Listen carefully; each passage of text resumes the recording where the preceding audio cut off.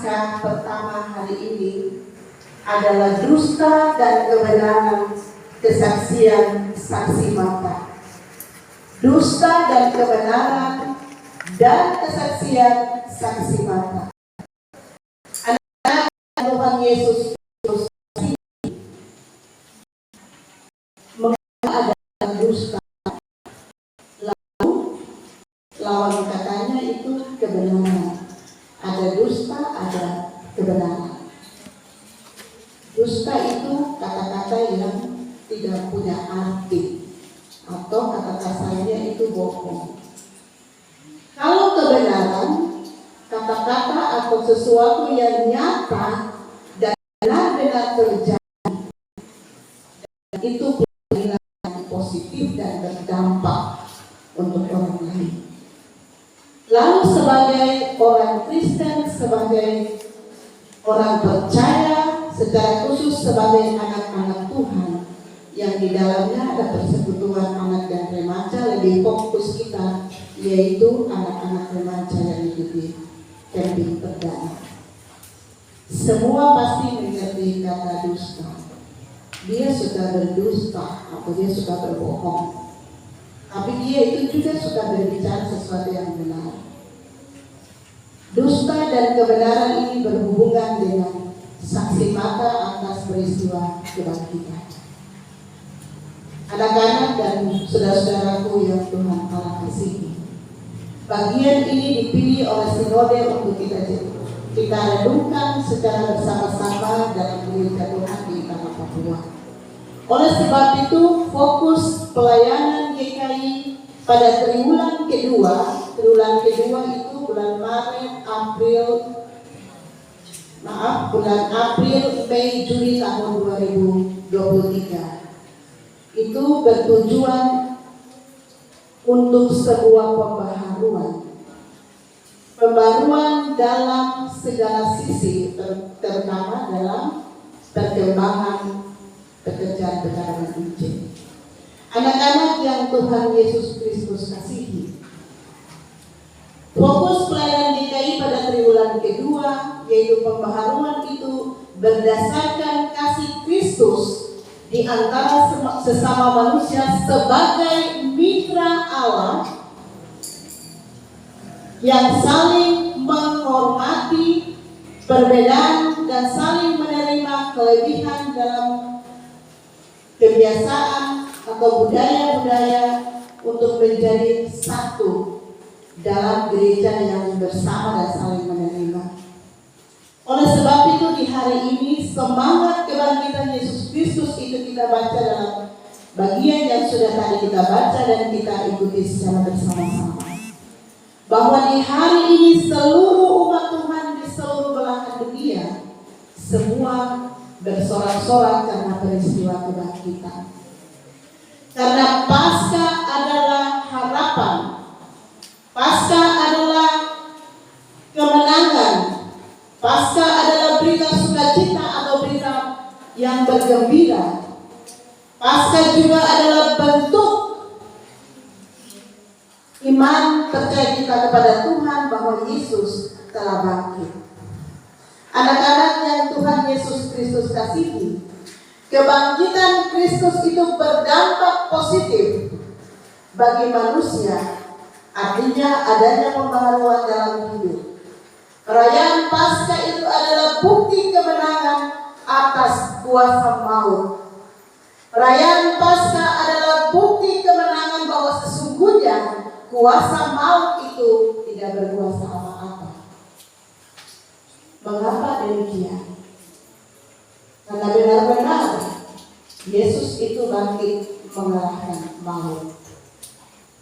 Kita lihat dalam bagian bacaan kita, ketika Maria Magdalena dan Maria yang lain menengok kubur Yesus, mereka sangat sedih dan berduka.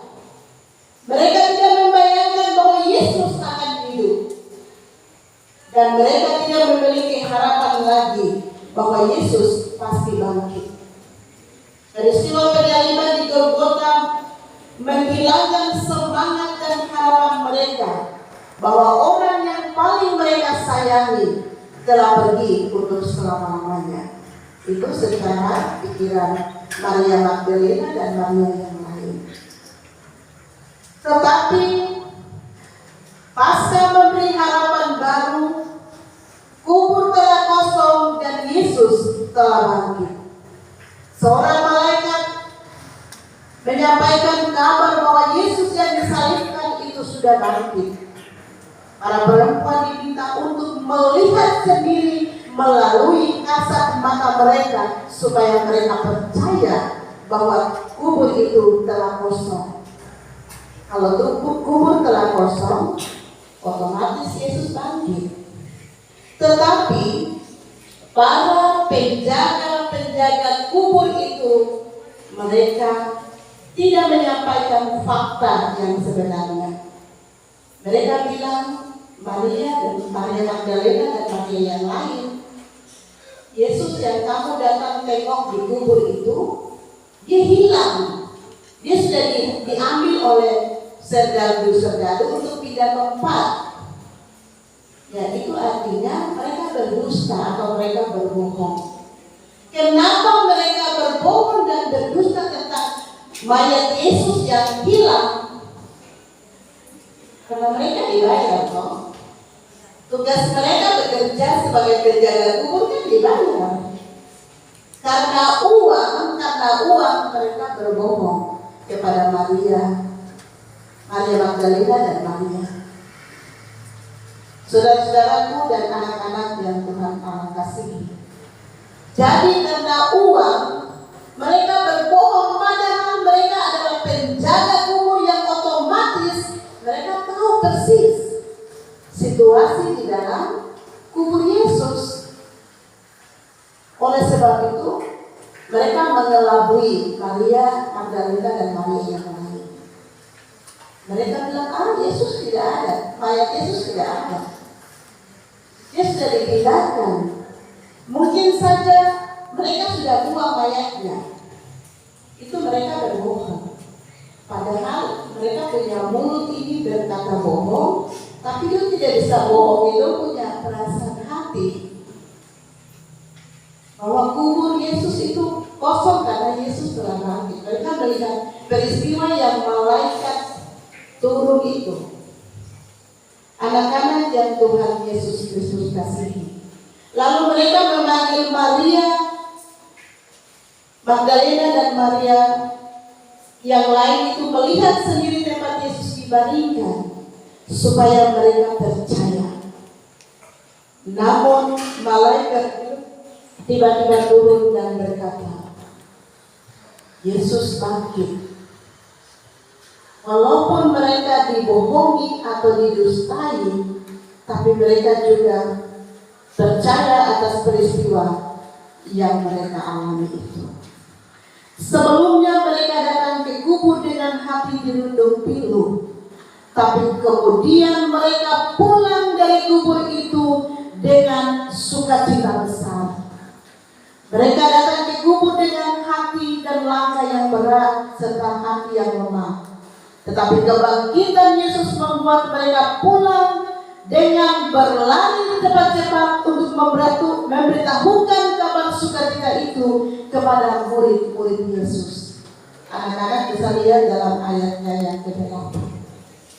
Benar-benar mereka berjumpa dengan Yesus. Mereka mendengar ucapan salam dari Yesus. Salam bagimu. Mereka mendekati dan memeluk kaki Yesus serta menyembahnya.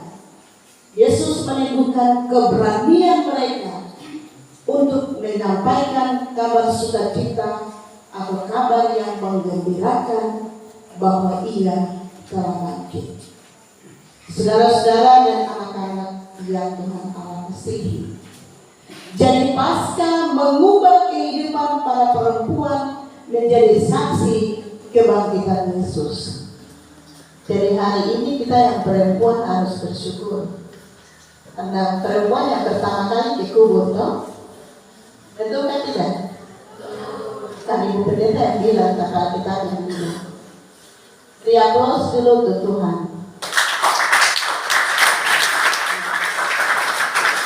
Dalam bagian bacaan ini Maria Magdalena dan Maria yang lain kan bukan laki-laki toh, atau mereka laki-laki, mereka perempuan.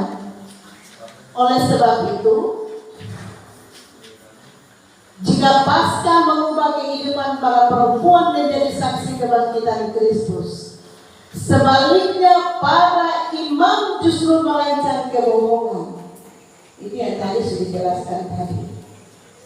Menyebarkan berita hoax, berita yang tidak benar, karena mereka menerima suap dan memanipulasi kebenaran karena uang, karena money, karena orang yang bilang sampah, karena pipi, karena uang.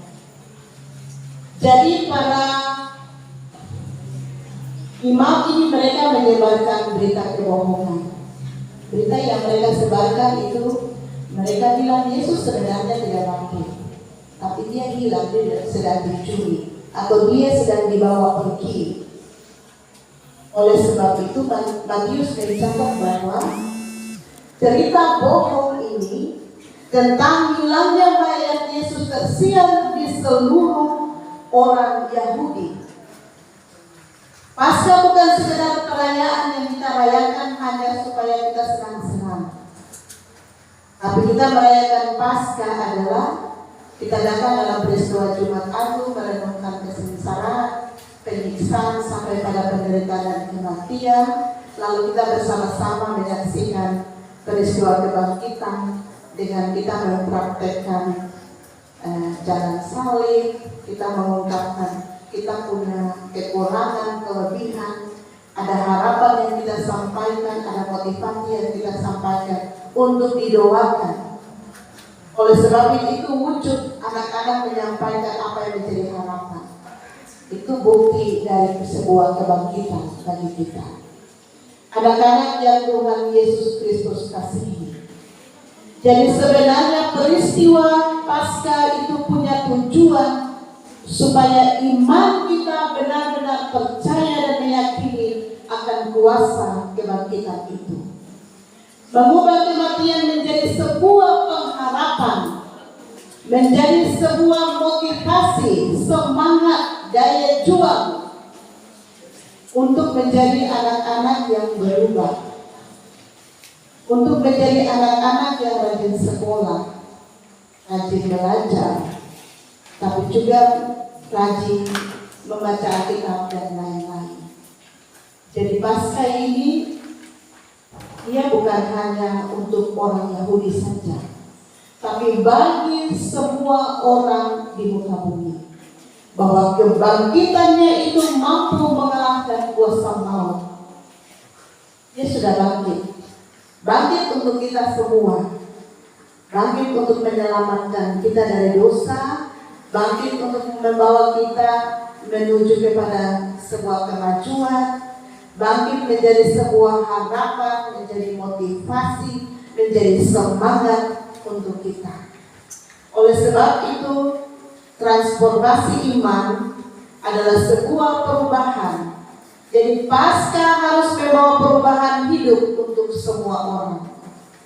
Kalau dalam kehidupan kita pada hari-hari biasa, kita lebih dengan segala aktivitas kita, tapi marilah kita menjadi saksi dalam sebuah kebenaran, menyampaikan sesuatu yang benar.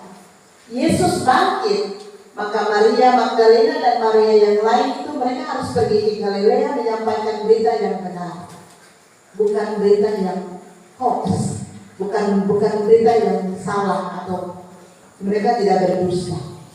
Oleh sebab itu, kekuatan kebangkitan itu mengalahkan kuasa maut. Anak-anak juga bisa baca dalam 1 Korintus pasal 15 ayat 55 sampai 57. Hai maut, di manakah kemenanganmu? Hai maut, di manakah sengatmu? Sengat maut ialah dosa, dan kuasa dosa ialah hukum Taurat. Tetapi syukur kepada Allah yang telah memberikan kepada kita kemenangan oleh Yesus Kristus Tuhan kita. Anak-anak yang Tuhan Yesus Kristus kasihi, hai maut, di manakah kemenanganmu? Hai maut, di manakah sengatmu? Jadi bagian ini, kalau di hari ini gereja Tuhan di negara Rusia, gereja Tuhan di negara Rusia di Eropa sana, setiap kali mereka merayakan Fajar Paskah, ada tradisi yang mereka kembangkan dalam sejarah gereja lalu sampai hari ini, bahkan mungkin hari yang akan datang, bahwa mereka mentertawai iblis atau mentertawai kuasa maut. Bisa mengerti? Bisa ya? Jadi di hari ini di gereja Rusia itu setiap kali mereka merayakan Fajar Paskah atau Paskah, ada tradisi. Tradisi ini sebenarnya tidak ditulis dalam Alkitab, tapi tradisi ini selalu mereka lakukan setiap kali Paskah, bahwa mereka mentertawakan iblis atau kuasa maut, karena iblis dan kuasa maut itu sebenarnya tidak punya kekuatan apa-apa. Benar? Benar atau tidak? Yesus bangkit berarti itu membuktikan bahwa iblis tidak punya kuasa. Jadi mari kita sama-sama juga sama seperti gereja Rusia untuk mentertawakan kuasa maut. 1, 2, 3. Tertawakan iblis tidak punya kuasa, iblis tidak punya kuasa, maut tidak punya kuasa. Bisa? Setelah tertawa baru bilang ke temannya di samping, kawan, Yesus bangkit. Bisa ya? Ya. Ayo kita tertawa bersama-sama bahwa iblis tidak punya kuasa dan maut sudah dikalahkan. 1, 2, 3. Kasih tahu temanmu bahwa Yesus sudah bangkit. Sudah. Kawan, Yesus sudah bangkit. Sudah kan? Bahkan tidak semangat kan? Mungkin capek kan? Capek? Mengantuk? Sorry ya, mengantuk. Setelah ibadah kamu tidur sampai sore. Ya, oleh sebab itu, ketika di hari ini dalam persekutuan ibadah kita bahwa Yesus mati membuktikan, Yesus mati dan bangkit membuktikan bahwa kuasa dan kekuatannya itu lebih besar, lebih dahsyat, lebih luar biasa, sehingga ia bangkit mengalahkan kuasa maut, memberikan kepada kita keselamatan, memberikan kepada kita kehidupan yang baru. Oleh sebab itu kita harus punya harapan untuk pertama memuliakan Tuhan dan juga mewujudkan harapan itu dalam kehidupan kita hari lepas hari, dalam tumbuh kembang anak-anak, dalam studi, dalam kehidupan iman bersama dengan persekutuan di mana saja kita berada. Kiranya peristiwa Paskah ini membawa sebuah pembaharuan hidup bagi kita sekalian. Tuhan memberkati kita dengan firman-Nya. Amin.